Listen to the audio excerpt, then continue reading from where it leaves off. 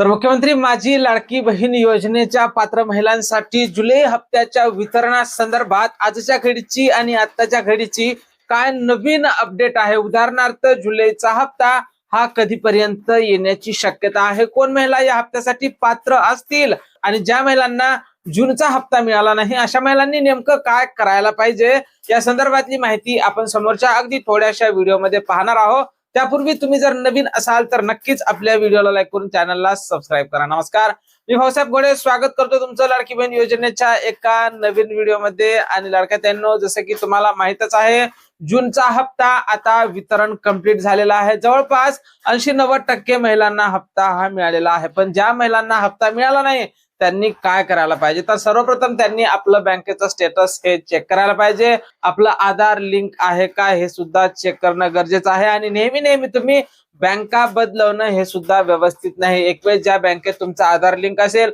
ज्या बँकेत तुमचे पैसे येत असेल, पुन्हा बँक बदलवायची तुम्हाला गरज नाही।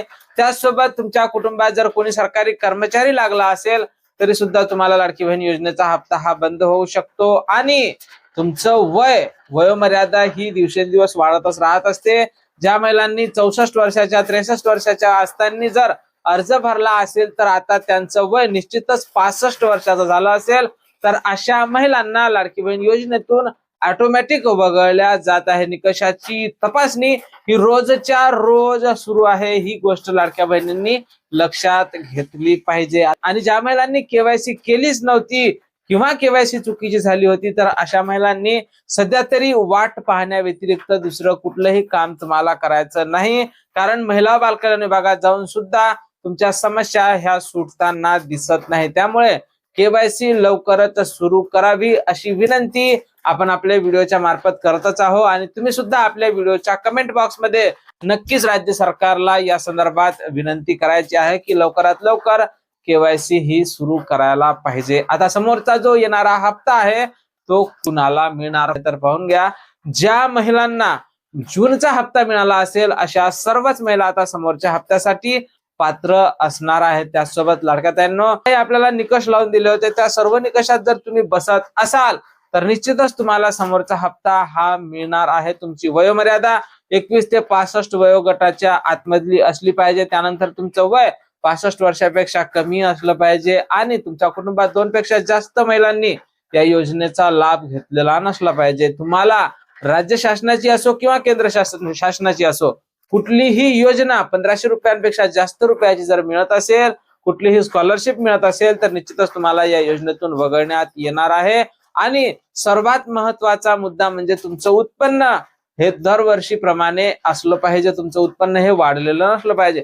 2.5 लाखांपेक्षा कमी रुपयाचं जर तुमचं उत्पन्न असेल तर निश्चितच तुम्हाला लाडकी बहीण योजनेसाठी पात्र ठरवण्यात येणार आहे आणि तुम्हाला समोरचा हप्ता हा मिळणार आहे। आता सर्वात महत्वाचा आणि मोठा मुद्दा, ज्या महिलांना 24वा हप्ता मिळाला अशा महिला निश्चितच आता 25व्या हप्त्याची अगदी आतुरतेने वाट पाहत आहे, कारण जुलैचा महिना सुद्धा आता जेमतेम संपत आलेला आहे। आजची जवळपास 22 तारीख आहे।